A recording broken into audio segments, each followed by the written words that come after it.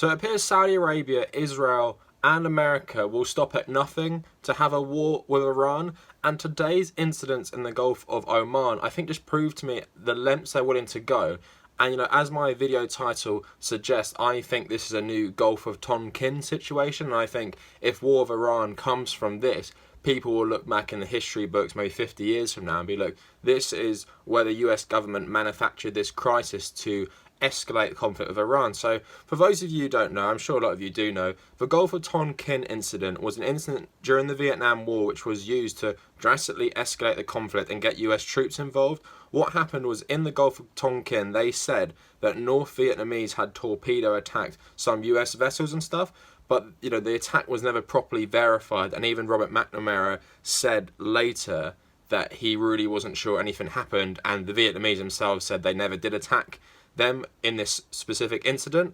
But at the same time, they use this to escalate the conflict. And then obviously you have other stuff like WMDs in Iraq, which never existed, which America used to escalate and really further their agenda in that region as well. So when you see something like this, and especially when it's so similar to the Gulf of Tonkin as well, it just makes you question everything about the US government. And obviously we are really skeptical of our own governments now, thanks to things like the Gulf of Tonkin and WMDs. But I'm just going to read to you what the government are saying. So BBC News reporting, US Secretary of State Mike Pompeo has blamed Iran for an unprovoked attack on 2 oil tankers in the Gulf of Oman. He said the US has made its assessment based on intelligence about the type of weapons used. A senior Iranian official earlier told the BBC Iran has no connection with the explosions on Thursday morning. Dozens of crew members were rescued after the blast on the Japanese-owned Kokaku Courageous and the Front Altair, owned by a Norwegian company. Both Iran and the US said they evacuated the crew, and apparently some Norwegian people rescued said they were rescued by Iran, but the USA and Iran didn't rescue anyone. So it's super suspicious. And what adds an extra layer to all of this is that Shinzo Abe, the Prime Minister of Japan, is currently in Iran, and both of the vessels attacked. One was owned by a Norwegian company but was carrying Japanese cargo, and the other was actually a Japanese ship. What a coincidence that is, that when the Prime Minister of Japan is visiting Iran, apparently Iran attack 2 ships with links to Japan. Isn't that so perfect? And what people aren't saying is that these ships both set off from the UAE and Saudi Arabia.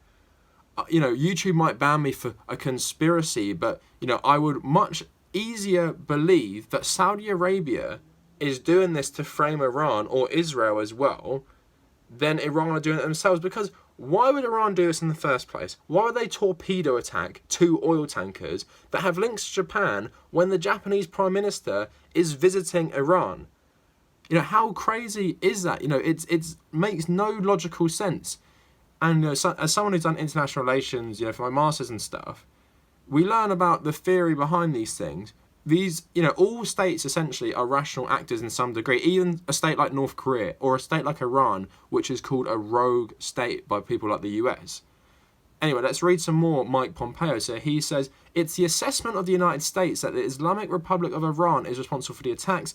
This assessment is based on intelligence, weapons used, the level of expertise needed to execute the operation, recent similar Iranian attacks on shipping, and the fact that no proxy group operating in the area has the resources and proficiency to act with such a high degree of sophistication. This is only the latest in a series of attacks instigated by the Islamic Republic and its surrogates against America and allied interests. Taken as a whole, these unprovoked attacks present a clear threat to international peace and security, a blatant assault on freedom of navigation, and an unacceptable campaign of escalating tension by Iran. Does anyone seriously believe Iran would just do this? They just blow up or try and blow up 2 oil tankers. And I was watching Russia Today, which I know, essentially is Russian propaganda, but they had a former Pentagon official on who said that one of the explosions apparently was above the waterline, meaning it wasn't a torpedo attack, it was more likely a bomb attack, which could have been planted before it set off, and then the other one might have been a torpedo attack. But at the same time, like he's saying, Iran constantly antagonizes the US. Do you honestly think they're going to do this? And, the extra layer I was talking about, while the Prime Minister of Japan is visiting Iran, you're going to torpedo attack 2 things with quite heavy links to him. That is just not going to happen. And then some news organisations were doing good jobs here. They say Mike Pompeo is not presenting any evidence. He's just saying it, and he's saying that the evidence points to it, but in reality he can't come up with anything.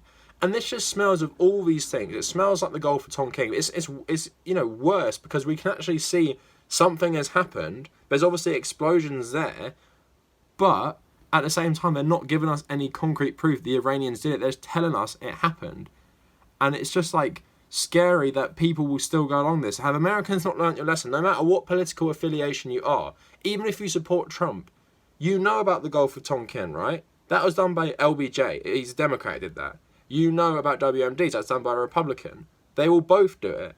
So would you not think someone like Pompeo, someone like John Bolton, who have wanted a war with Iran for years and years, do you not think they'd manufacture evidence? Do you not think people do this in the world? It also reminds me of in 1956, then the French and the English basically colluded with Israel for them to invade Suez and stuff, or Sinai, I forget which one exactly it was, but then it was exposed as big conspiracy. These things happen.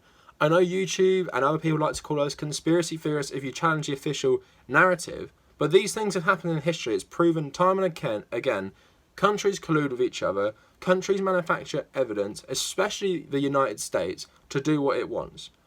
How anyone can believe the Pentagon and believe Mike Pompeo after the Gulf of Tonkin, very similar, and WMDs, which only happened, was that 15, 16 years ago? They literally lied to get thousands of Americans to invade Iraq, killing over 500,000 Iraqis, killing thousands of Americans, unleashing ISIS on the rest of the world, countries that had nothing to do with the invasion, like France, getting attacked by ISIS because of all this stuff. And others like Germany and Sweden, countries that had nothing to do with the invasion, that they unleashed that on those countries because of what they did. And now they want to go to war with Iran. That will literally set the Middle East on fire. What do Hezbollah do if Iran gets invaded? Say Iran gets occupied and the government is overthrown by the US. What does that look like? Obviously, Iranian-linked terrorism is going to increase across Europe, and it might even be just general Islamic terrorism, because what people don't understand, a lot of the time we paint it as Saudi Arabia are Sunni, they represent the Sunnis in some way, and Iran are Shia, so it's like a Shia-Sunni conflict. But what Iran actually represents to groups like Saudi Arabia is revolution. Iran's system is very unique, right? It's a revolutionary republic in the sense that it is an Islamic society and an Islamic controlled society, but it is also a part democracy, so the people do have a say. And when people in Saudi Arabia and the other Gulf states, they look at that, they're like, well, why can't we have a system like that? Why do they get a say? The clerics are still there, they're helping run the country, but the people get some say. So why do we, have these kings ruling absolutely over us, when someone like Iran doesn't? And that is the heart of it. Iran's version of Islam challenges the legitimacy of the rule of the Gulf states. So that is why Saudi Arabia hates Iran. Obviously, there's loads of other bits in the rivalry. The Shia-Sunni plays a part, the geopolitical, ramifications, they're quite close together, and they're obviously rivals and everything.